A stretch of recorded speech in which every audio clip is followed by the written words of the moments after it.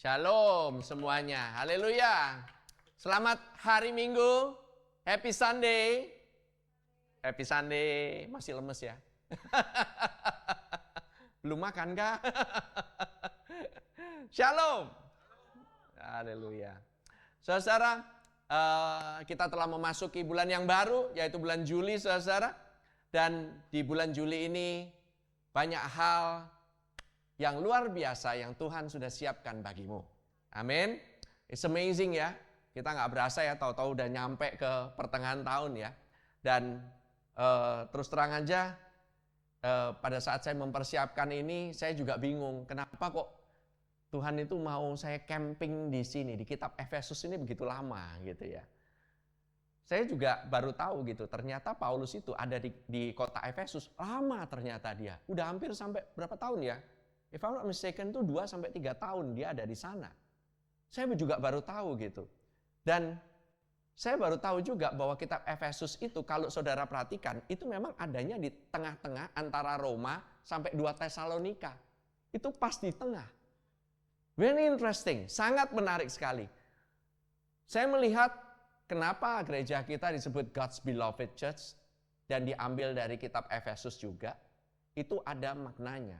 Ada tujuannya Tuhan mau katakan kepada kita. Karena waktu-waktu ini atau hari-hari ini, itu adalah hari yang jahat, saudara. Saudara kalau nggak percaya hari yang jahat, saudara cukup lihat berita. Jahat banget itu. Oke, begitu bangun, ada lagi kejadian ini, ada lagi orang ngalamin abuse lah, ngalamin inilah. Berita yang viral, yang unspeakable evil, saya kalau boleh bilang. Dan krisis juga, kayaknya janjinya bakalan oke, ternyata enggak gitu. Kayaknya gitu ya, wah ini ada angin segar nih, pemerintahan lah, inilah, itulah gitu. Ternyata mengecewakan juga gitu ya. Wah kayaknya dengar-dengar saham bakalan naik nih, kayak bakalan naik nih, nggak bakalan naik nih gitu. Abis itu nungguin Senin, ya gitu lagi gitu ya. Jadi saudara, kalau saudara punya pengharapan kepada keadaan, kepada situasi, kepada orang, atau kepada apapun selain daripada Kristus, 50-50 itu. Bisa iya, bisa enggak. Bisa kecewa, bisa enggak. Tapi kalau saudara invest, saudara menginvestasikan, tadi pagi kita barusan ngobrolin mengenai investasi ya. Baru aja sama Pastor Gad sama Pastor Is gitu. Investasi paling balik modal adalah investasi di dalam kerajaan Allah. Emang benar. Pasti cuan. Saudara di sini suka cuan? Siapa yang suka cuan di sini? Wah, ada lu yang nggak demen cuan. Tahu cuan, saudara-saudara? Beruntung. Saudara tahu bahwa Yesus membayarmu dengan harga yang sangat mahal. Dia mati di atas kayu salib untuk memberikanmu cuan. Asik kan? Emang benar. Karena apa? Ada benefitnya. Waktu dia menyelamatkan kita, waktu kita ada di dalam Kristus, ada benefitnya, saudara-saudara. Setiap kalau saudara mau ikut membership kan pasti ada membership benefit kan?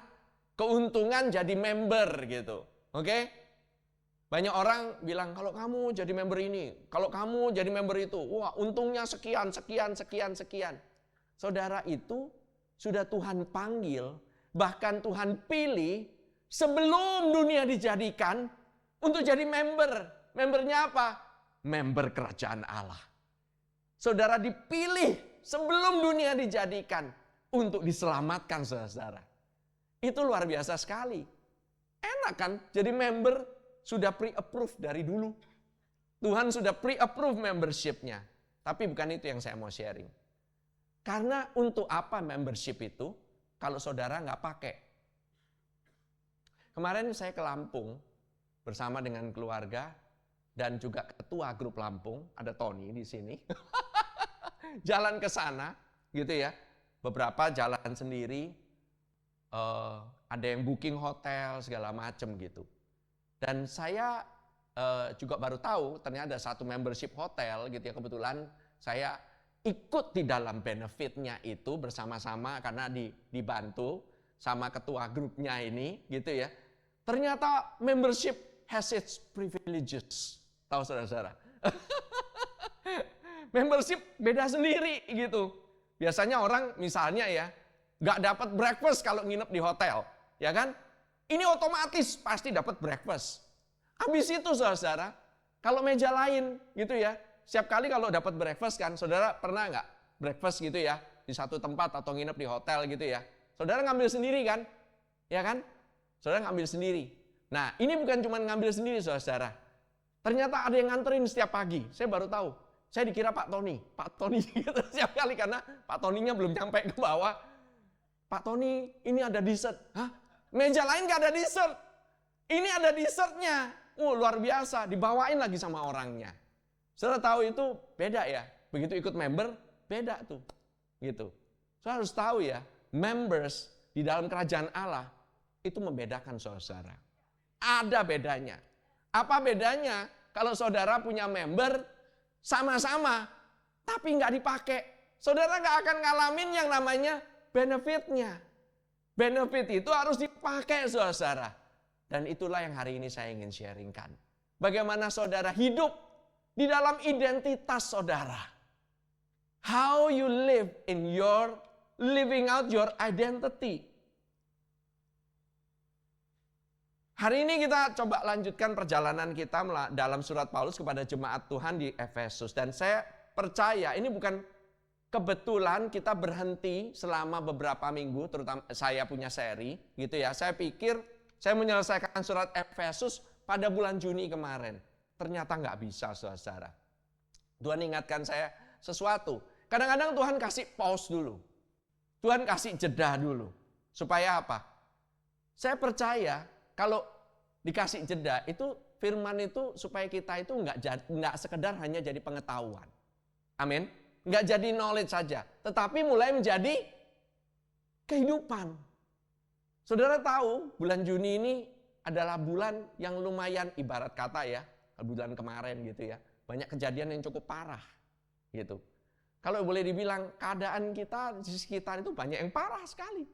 Parah sekali kayak perekonomian, keuangan, segala macam kesulitan di mana-mana gitu ya. You know? Ditambah lagi ini libur sekolah.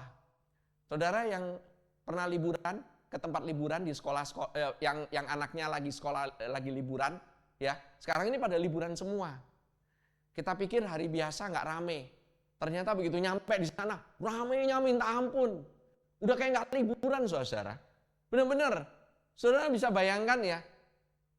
Banyak sekali tekanan. Banyak sekali tekanan di dalam pekerjaan. Saya lihat banyak juga orang lagi banyak di PHK. Ada juga yang sedang mencari pekerjaan, ya kan? Mau cari pekerjaannya setengah mati gitu ya. Bahkan saya dengar juga ada satu perusahaan besar gitu ya. Besar sekali gitu. Ternyata di layoff semuanya. Kelihatannya besar tapi banyak layoff-nya. Gitu ya. Semuanya saling merampingkan gitu ya. Ada yang sedang berjuang juga di dalam bisnisnya. Banyak juga yang tutup. Kelihatannya oke gitu awal-awal. Saudara jangan kalau misalnya pergi ke restoran gitu ya, kelihatan viral gitu ya.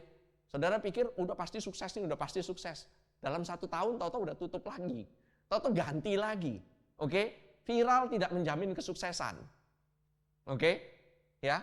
Saudara, ada yang sedang bergumul dengan kesehatan.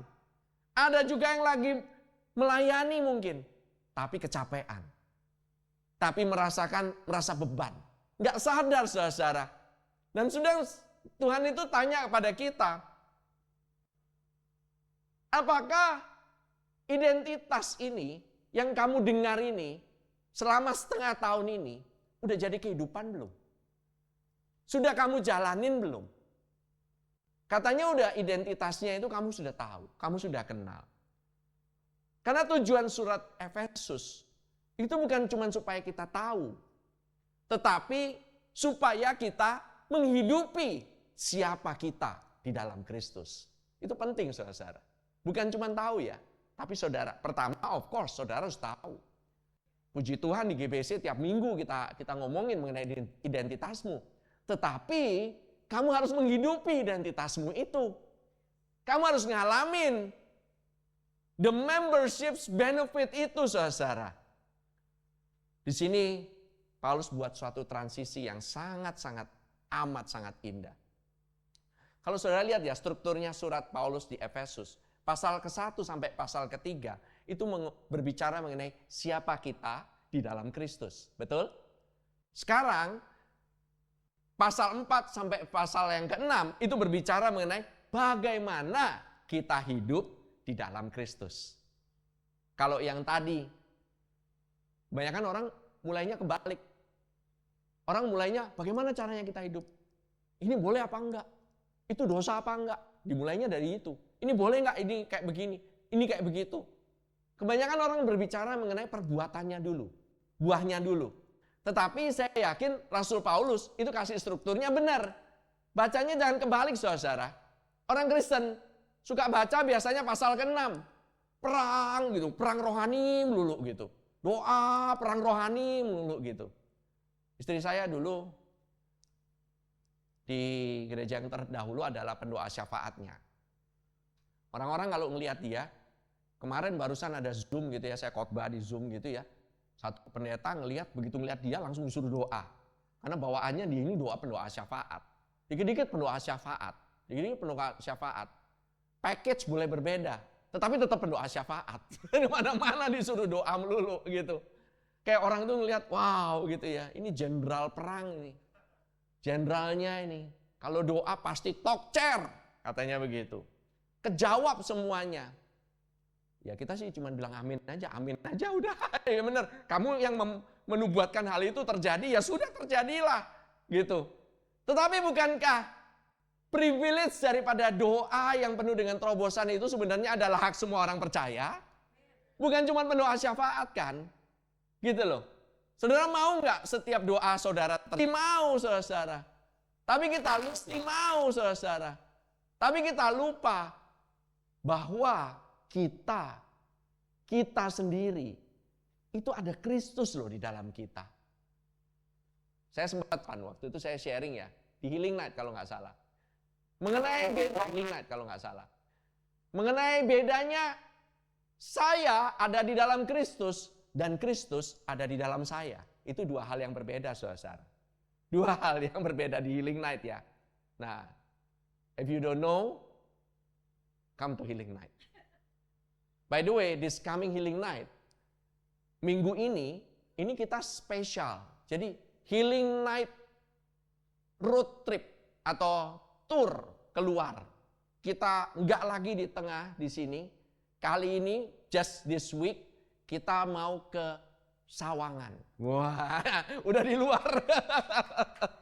Di Sawangan, luar biasa sekali gitu ya, dibantu oleh HO Depok gitu ya. Ada Pak Anto di sini, ada Vero, ada teman-teman yang lain yang dari Depok itu yang mengorganize ini. Ternyata karena di Sawangan ada yang mau dengerin. Mereka nggak puas katanya dengernya itu cuma di TikTok, di live IG. Mereka mau dengerin live katanya gitu. Ya sudah, Anda meminta, kami memutar. Sonora banget gitu ya. Radio Sonora itu. Tapi ya sudah, kita minggu ini kita boyong satu tim, kita akan ke sana and we will shake Depok dan Sawangan dengan kabar baik, saudara-saudara. Kabar sukacita with the gospel. Amin. Nah, saudara, oke, kembali lagi ya. Banyak orang Kristen tuh kepingin banget gitu masuk ke pasal 6, pasal 5 mengenai wah banyak deh gitu ya, hidup suami istri lah, bagaimana lah gitu ya. Semuanya gitu dibahas-bahasin gitu ya. Orang Kristen itu suka banget gitu mengenai apa yang harus saya lakukan, apa yang harus saya lakukan. Wait, sabar, pasti akan nyampe di situ. What's next? Setelah grace apa nih? Emang cuma grace doang? Nah, ini kan pertanyaannya. Nah, Paulus gak mulai dari sana. Dia harus habisin 3 pasal full. Hanya untuk menjelaskan satu hal mengenai apa yang Allah sudah lakukan. Apa yang dia sudah lakukan. Perhatikan ya, perjalanan kita ya selama beberapa minggu ini ya. Pasal yang pertama dari Efesus, Allah telah memilih kita. Dia telah mengadopsi kita. Dia memberkati kita. Dan dia menerima kita di dalam in the beloved, di dalam sang kekasih. Pasal kedua dikatakan kita yang dahulu mati, sekarang kita hidup. Kita dibangkitkan bersama dengan Kristus, kemudian didudukkan bersama-sama di surga. Pasal yang ketiga, Kristus itu tinggal dalam hati kita. Dia tinggal dalam hati kita. Dan kita berakar di dalam kasih. Kita dipenuhi seluruh kepenuhan Allah. Amin, saudara. Nah, saudara perhatikan ya. Nggak ada satupun Paulus ngomong mengenai perintah. Lakukan ini. Berdoa seperti begini. Enggak. Dia itu setelah melakukan semua yang dia kasih tahu siapa kita, dia berhenti, dia stop. Habis itu dia doa. Doanya ini ada beberapa, saudara. Efesus 3 ayat 16. Ini penting, saudara, untuk saudara ketahui ya. Saudara tahu kan, doa itu sangat penting. Doa itu boleh dibilang, kalau orang bilang doa adalah nafas hidup orang Kristen. Katanya begitu. Artinya, kalau orang Kristen nggak pernah berdoa, dia nggak hidup. Ya kan? Katanya kan begitu kan. Berapa banyak kita itu nggak even tahu gitu. Apa doanya? Apa yang harus didoakan? Ya kan? Dan kita take it for granted. Tahu nggak take it for granted? Kita anggap remeh. Napas ini, yang kita napas ini sekarang, itu suka kita anggap remeh kan? Ya udah napas aja gitu, ya kan? Kayak saya gitu, kalau udah lagi tidur gitu ya, waduh udah napas, setengah mati, istri saya sampai nggak bisa tidur. Ya. It's so sangat penting sekali udara bagi kita, sama juga hubungan kita dengan Tuhan melalui doa. Itu seperti ngobrol sama Dia, itu benar-benar napasnya kita. Berarti doa ini lebih penting. Saudara kalau boleh lihat di dalam doanya ini adalah senternya. Sebenarnya ini pusat dari segala-galanya. Ini pas di di pasal yang ketiga. Doanya apa? Aku berdoa supaya Ia menurut kekayaan kemuliaannya menguatkan dan meneguhkan kamu oleh Roh-Nya di dalam batinmu. Nah, ini doa Rasul Paulus. Saudara kalau lihat doa ini, apa sih? Apa sih? Kenapa Rasul Paulus harus doa kayak begini? Karena Paulus tahu nggak? Karena Paulus itu tahu satu hal. Kalau engkau bisa berubah, kehidupanmu bisa mengalami yang namanya di dalam Kristus. Perubahan sejati tidak dimulai dari usaha manusia. Kamu tidak bisa mulai langsung berjalan. Kamu harus duduk dulu yang benar. Karena sebenarnya struktur daripada kitab Efesus ini banyak orang boleh pakai macam-macam istilah. Kalau saya pakai yang simple aja. How well you sit, bagaimana engkau itu duduknya benar, menentukan bagaimana engkau jalannya bisa benar.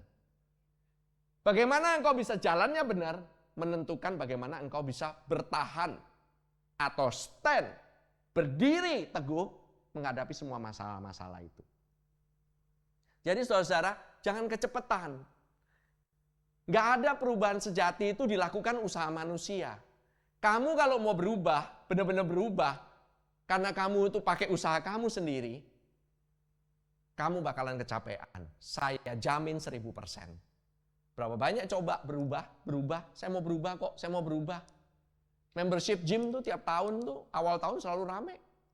Tapi banyak yang gak pakai, cuma bayar doang, gak pernah ke gym. Benar kan? Orang bayar member gym bukan berarti dia otomatis langsung jadi six pack. Benar?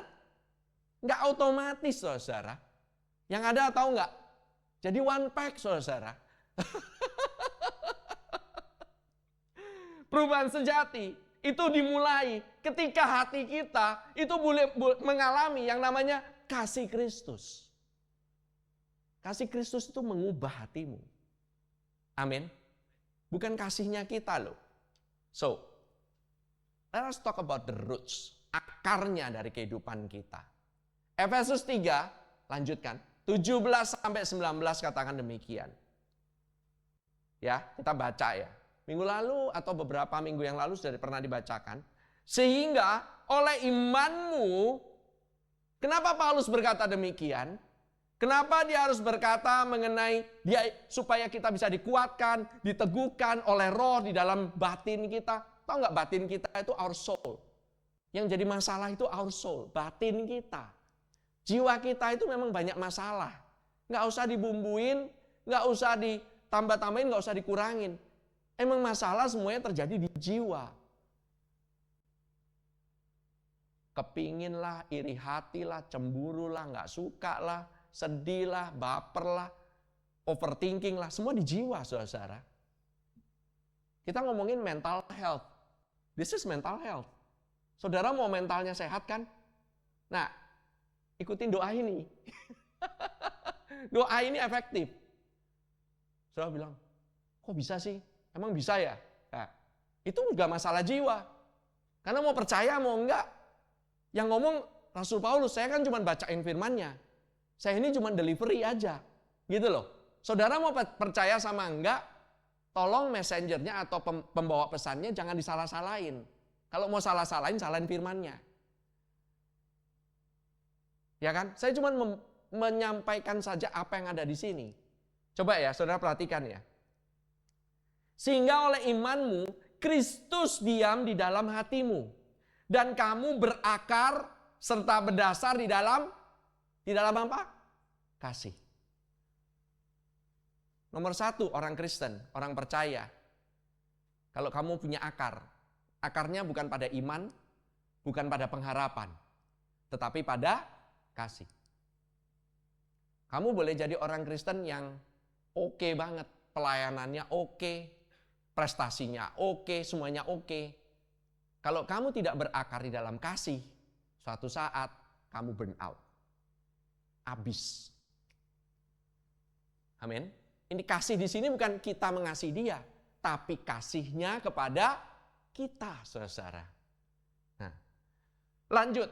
Doanya yang kedua. Apa? Aku berdoa supaya kamu bersama-sama dengan segala orang kudus dapat memahami betapa lebar dan panjang dan tingginya dan dalamnya kasih Kristus. Dan dapat mengenal kasih itu. Sekalipun ia melampaui segala pengetahuan. Aku berdoa supaya kamu dipenuhi di dalam seluruh kepenuhan Allah. Itu doa yang ketiga. Saudara di sini rindu untuk mengalami kepenuhan Allah? Saudara rindu untuk mengalami yang namanya membership punya benefit? Saudara mau ngalamin hal itu, mengalami kepenuhan daripada seluruh kepenuhan Allah, itu ada kondisinya, saudara. Kondisinya itu di ayat sebelumnya. Kamu kenal dulu betapa panjang, lebar, tingginya. Bukan cuma kenal, saudara. Mengenal di sana, bukan cuma oh ya tahu. God loves. Tuhan itu mengasihi. Tuhan juga mengasihi semua orang kok. Rata. Gak ada satupun yang dikasih lebih. Ini, pokoknya rata deh. Tuhan mengasihi semua orang. Tuhan kan mengasihi semua orang satu dunia kan? Amin, amin. Saudara bikin itu personal dalam kehidupanmu. God loves you. God loves me. Katakan itu. That's why pada saat tadi kita nyanyikan, pada saat kita nyanyi, pada saat kita ambil perjamuan kudus, itu kita fokus sama kasihnya Tuhan. Bukan fokus sama perbuatan kita, fokus sama dosa-dosa kita, fokus sama apa yang bisa kita lakukan. Enggak. Perjamuan kudus rata semuanya. Tubuh dan darah. Ya kan? Satu dunia sama, tubuh dan darah. Puji Tuhan enggak ditambahin yang lain-lain. Kalau enggak kita ngambil elemennya kebanyakan. Cuman tubuh dan darah. Itu semua udah menggambarkan kasih Tuhan kepada kita. Amin. Bayangkan ya saudara ya. Hanya mengenai kasih Kristus. Hanya mengenai kasih Kristus ini. Gara-gara kamu begitu tahu betapa Tuhan sayangnya sama diri kamu. Hidupmu itu langsung berubah loh. Dan kamu langsung mengalami yang namanya kepenuhan Allah. Nah saudara.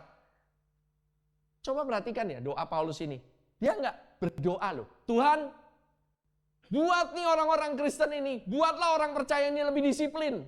Ada? Nggak ada. Tuhan, Buat mereka lebih rajin. Saya udah stop doain orang supaya mereka ini lebih rajin lah, supaya lebih sayang Yesus lah. Udah, stop. Dulu saya pernah doain kayak begitu. Tuhan, jadikan ini, anak ini lebih rajin, lebih disiplin dalam rohaninya. Yang ada tuh anak kabur dari gereja. Pernah saya doakan kayak demikian. Takut dia saya doain. Karena dia sendiri juga bingung. Gimana ya saya bisa jadi disiplin ya? Karena setiap kali nanti ketemu saya, nanti saya bakalan doain lagi kan. Kamu udah disiplin belum? Saya pasti tanyain. Bener gak? Kan habis saya doain. Habis saya doain, saya minta dong accountability-nya. Saya akan tanya dia, bagaimana kehidupan rohanimu? Ada yang sering ditanyain gitu? Takut gak ditanyain? Apalagi pastornya yang nanyain. Takutlah. Tuhan, buat mereka lebih kuat. Tuhan, buat mereka lebih rohani lagi. Enggak loh, ya ada di sini. Rasul Paulus nggak even doain satu sama sekali kayak begitu. Dia cuma doain supaya kamu tuh mengerti mengenai kasih Kristus. Paham betul mengenai kasih Kristus. Oke? Dia berdoa supaya mereka mengalami Kristus, memahami kasih Kristus, dipenuhi oleh kepenuhan Allah. Ini doanya. Ini doa Rasul Paulus. Why? Karena Paulus tahu satu rahasia besar, kasih Kristus itu adalah akar dari seluruh kehidupan kekristenan. Kasih Kristus itu adalah akar. Sekali lagi ya saya katakan. This you can quote. Kasih Kristus adalah akar dari seluruh kehidupan orang Kristen.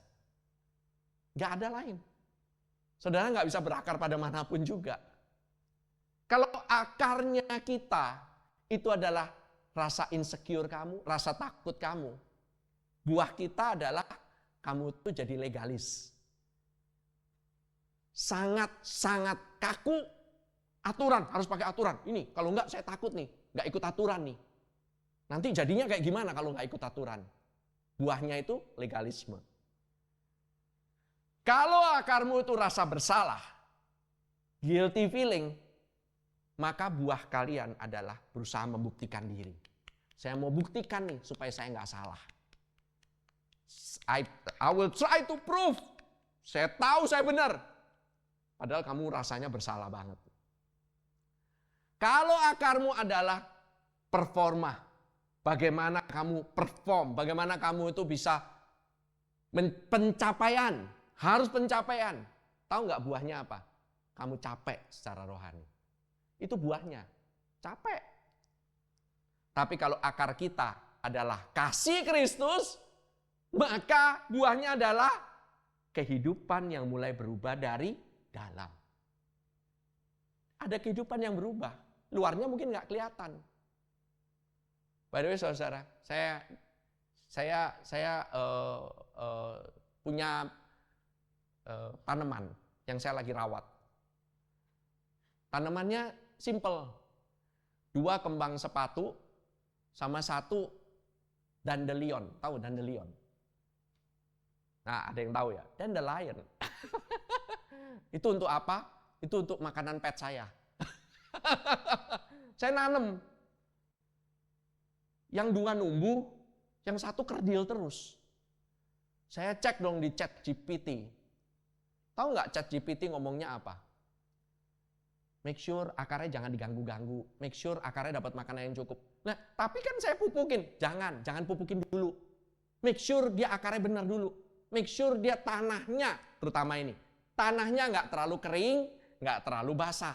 Kalau banjir tanamannya, kalau banjir tanahnya, akarnya kebecekan. Maka busuk. Kalau terlalu kering, dia nggak ada nutrisi, dia nggak bisa makan. Jadi harus pas. Wow. Kelihatannya simpel kan? Cuma diairin doang.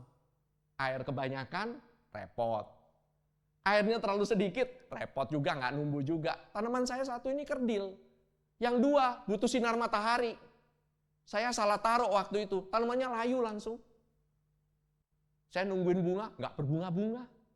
Semuanya tahu nggak? Saya cek lagi di ChatGPT. Kenapa? Akarnya. Dia bilang akarnya. Semuanya ngomongnya akar. Saudara tahu nggak akar itu nggak pernah kelihatan? Saudara tahu apa yang saudara dialami di rumah itu nggak kelihatan sama orang-orang. Tapi kalau saudara tidak mengalami akarmu di dalam kasih Kristus, you're in trouble. Your life is gonna be in trouble. Karena apa? Kamu merasa kamu bisa hidup di luar kasih Kristus kan? Padahal kamu nggak bisa. Amin. Udah mulai lebih sunyi. Orang tidak diubahkan dengan terus-menerus memusatkan perhatiannya pada dirinya sendiri. Mereka diubahkan ketika memandang Yesus. Second quote. Orang tidak diubahkan dengan terus-menerus memusatkan perhatian pada dirinya sendiri. Mereka diubahkan ketika memandang Yesus. Saudara, banyak orang itu self-centered banget. Bukan orang lah. Saya juga self-centered. Semuanya itu memusatkan pasti, orang yang kamu perhatiin, kamu pasti memusatkan pada dirimu sendiri. Ya kan? Kalau saudara di foto nih, nomor 1 saudara nyari muka siapa? Masa muka tetangga sebelah? Pasti muka kamu dulu dong. Saya kayak gimana, ini kayak gimana, ya kan? Pasti semua orang mikirinnya begitu. Coba nih, tengah-tengah gitu ya, ada namanya misalnya gitu ya, ada kecelakaan gitu. Nomor 1 saudara pikirin, itu rekening bank saya gimana ya, gitu, atau itu rekening tetangga saya gimana ya, gitu ya, dia aman nggak ya? Saudara kalau ada kecelakaan, saudara kabur duluan lah, benar kan? Benar nggak? Kita ini kecenderungannya itu mikirin diri sendiri. Tetapi biarlah kita belajar sama-sama.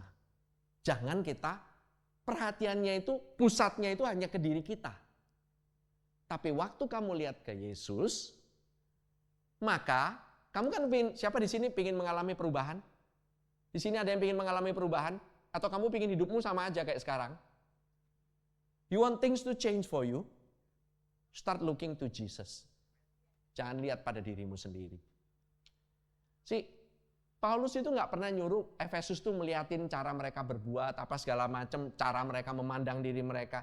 Dia bawa mereka itu cuma memandang Kristus. Itu aja. Semakin kita mengenal kasih Kristus, semakin hidup kita akan mengalami perubahan. Amin. Kasih Allah kepada saudara itu nggak naik turun sesuai dengan perbuatanmu, pencapaianmu. Enggak. Kalau kamu berhasil, kasih Allahnya besar artinya. Kalau kamu kurang berhasil, kasih Allahnya kecil. Enggak kayak begitu saudara. Kasih Allah itu konstan. Yang enggak konstan itu kamu. Kasih kamu enggak akan pernah konstan. Amin. Mengapa tahu enggak? Karena kasih Allah tidak berakar pada apa yang kamu lakukan. Kasih Allah itu berakar pada apa yang Kristus telah lakukan. Apa yang Kristus telah lakukan? That is the good news. Itu good news saudara. Bayangin ya, ada anak kecil dibesarkan dalam 2 keluarga. Pertama, keluarga pertama bilang, kamu dapat nilai yang bagus. Maka papa sayang sama kamu, karena kamu dapat nilai yang bagus nih. Kalau kamu nakal, papa nggak sayang. Saya dulu tuh melihat gitu ya, ini luar biasa gitu ya. Pokoknya anak itu tumbuhnya itu mentalitasnya itu selalu saya harus perform deh pokoknya. Saya perlu bikin papa saya atau mama saya bangga deh sama saya deh. Bukankah hal itu tuh keinginan kita semua? Tapi ada keluarga yang kedua katakan, papa atau mama kasihin kamu bukan karena nilai raport. Kamu itu anak. Karena itulah kamu pasti akan bertumbuh. Karena kamu itu anak. Anak itu tetap disiplin nggak? Tetaplah, dia tetap harus disiplin. Tapi ia bertumbuh dari kasih akan orang tuanya. Amin. Dia nggak harus pembuktian. Dia itu pingin sekolah bukan supaya dapat kasih orang tuanya. Itulah perbedaan saudara antara agama satu lagi sama Injil. Wow, waktunya berjalan cepat sekali ini. I need a few minutes ya. Si agama katakan, Berubah. Kamu harus berubah dulu supaya Tuhan bisa mengasihimu. Injil katakan Allah itu sudah mengasihimu di dalam Kristus. Maka kasih itu yang mengubahmu. Amin.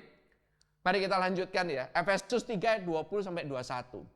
Saudara, ini udah berkali-kali kata ini itu disebutkan. Ada satu kata yang berulang di dalam surat Rasul Paulus. Nanti saudara lihat kata apa. Efesus 3, 20 dan 21. Katakan, bagi dialah. Nah, saudara setelah mengalami, setelah dia berdoa, supaya kita dikuatkan, diteguhkan, di dalam roh kita, di dalam manusia batin kita. Setelah itu supaya kita memahami kasih Kristus, supaya kita mengalami kepenuhan Allah. Now, saat ini, bagi dialah yang dapat melakukan jauh lebih banyak daripada yang kita doakan atau pikirkan. Seperti yang ternyata dari kuasa. Kuasa bahasanya di sana adalah energeo. Ini kemarin Pastor Is ya kalau nggak salah ya. Ngomongin energeo. Energeo. Dari kata energi. Oke? Energeo yang bekerja di dalam kita, saudara. Jadi ada satu energi, ada suatu kuasa yang bekerja di dalam kita. Itu adalah kuasa apa sih? Ini saudara kalau perhatikan, kitab Kolose ada energeo. Di kitab Efesus, energeonya banyak banget. Nanti saudara lihat, banyak sekali kata energeo ini. Bagi dialah kemuliaan di dalam jemaat, di dalam Kristus Yesus turun-temurun sampai selama-lamanya. Saudara ya, bahasanya ya, cuman yang dapat melakukan jauh lebih banyak itu nggak asik, nggak asik. Kalau saya ngomongnya bahasa Inggrisnya lebih seru. Now to him who is able to do. Siapa yang able to do? Dia yang able to do kan? Yang bisa melakukan siapa? Dia. Apakah kita sanggup? Nggak sanggup. Now to him who is able to do exceedingly. Bukan cuma exceedingly, abundantly. Terus above all. Tahu nggak bahasa aslinya apa? Exceedingly adalah hyper. Kita mau ngomongin hyper grace. Kita harus mulai dengan hyper dulu. To him who is able to do exceedingly. Exceedingly adalah hyper. Abundantly adalah hyper juga. Exceedingly, abundantly, above all. Bahasanya adalah hyper. Double hyper. Saudara mau ngomongin, you want to receive hyper grace because you want to receive hyper. This is hyper grace. Saudara nggak bisa pungkiri hal seperti ini bukannya saya yang ngomong. Ini Rasul Paulus yang ngomong. Dia yang start dulu hyper grace, bukan saya. Mau salahin hyper grace, salahin Paulus lah. Nah, saudara, lihat ya. Kenapa bisa terjadi seperti ini? Karena ada kuasa kan? Karena ada energeo. Ada energi, saudara. Ini anak-anak Gen Z yang sekarang ini. Masih ingat Ben 10? Nah, masih ingat. Bahasa saya nyambung masih. Ben 10 ngapain? Berubah kan? Ya kan? Perubahannya karena si bandnya jago atau karena itu jam? Karena jam. Tapi kalau nggak ada apa-apa dia jadi Ben 10 kan kayak biasa kan? Gitu kan. Yang cewek-cewek bagaimana? Tahu Ben 10? Tahu semua. Dulu anak saya paling demen gitu. Punya jam Ben 10 gitu ya. Nanti berubah jadi ini. Padahal monsternya kecil. Dianya lebih gede gitu. Monsternya lebih kecil. Masa dari gede berubah jadi kecil? Tapi dia nggak peduli. Yang penting dia berubah aja gitu. Mulai start Ben 10. Nah, dia suka begini melulu. Wah, nanti toto dia berubah jadi apa gitu, you know? Itu kuasa kan? Ada kuasa yang ada di dalamnya. Selama ini diem di dalamnya. Ya kan? Di dalam DNA-nya ada mutasi, saudara. Semenjak kamu terima Tuhan Yesus Kristus, DNA-mu diganti sama Tuhan. Kayak DNA-nya Ben 10. Terserah saudara mau aktifin atau tidak. Saudara diem-diem aja, ya diem. Dia nggak akan berubah. Si Ben ya tetap si Ben. Gitu loh. Nggak jadi monster saudara. Tapi waktu saudara activate, dia jauh lebih kuat daripada monster apapun juga. Betul? Ya kan? Easy to get? Easy. Nah, saudara, kalau saudara saya tanya, katakan bagi dialah yang dapat melakukan jauh lebih besar. Itu doanya siapa yang pernah dengar? Banyak kan? Sering kan? Biasanya doa ini kita pakai untuk apa tahu nggak? Doa mujizat. Ya kan? Bagi dialah yang dapat melakukan jauh lebih banyak daripada utang-utang saya, daripada tagihan saya. Saudara, nggak salah doa demikian. Daripada penyakit saya, doain kesembuhan. Daripada, ya saya lagi misalnya gitu ya, saya lagi mau naik pangkat gitu. Daripada bos saya jauh lebih besar, dia dapat melakukan jauh lebih banyak daripada bos saya. Itu nggak salah.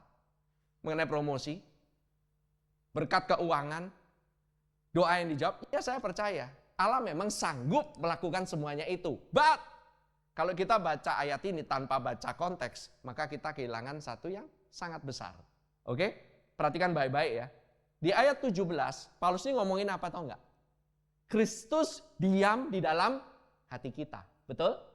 Ayat 18, supaya kita paham mengerti mengenai kasih Kristus. Ayat 19, dipenuhi seluruh kepenuhan Allah. Lalu ayat 20 dimulai dengan bagi dialah. Now, bagi dialah. Artinya, Paulus ini ngomongin hal yang sama mengenai sebelumnya. Jangan kita main comot sana, comot ayat ini untuk ngomongin hal di mana-mana gitu. Kita ngomongin hal yang sebelumnya. Tahu nggak exceedingly abundantly itu? Ini ngomongin kuasa kan? Kuasa apa yang dibicarakan kan? What kind of kuasa sih? Kuasa seperti apa yang sedang dibicarakan? Energeo apa? Ini kan ada energi kan luar biasa. Kalau Benten kan energinya alien. Ya kan? Belakangan ini banyak film mengenai alien. Bahwa alien itu lebih pintar dari manusia. Alien itu lebih jago gitu ya. Teknologinya lebih maju. Soalnya kayak begitu semua. Kayak Tuhan itu ciptain manusia itu udah paling rendah deh gitu loh istilahnya. Bener gak sih? Ya kan? Wow. Saya ini juga bingung juga gitu ya. Ini bukan kuasa yang di luar sana atau kuasa alien lah apa kayak gimana ya. Tapi perhatikan ya, according to the power that works in us.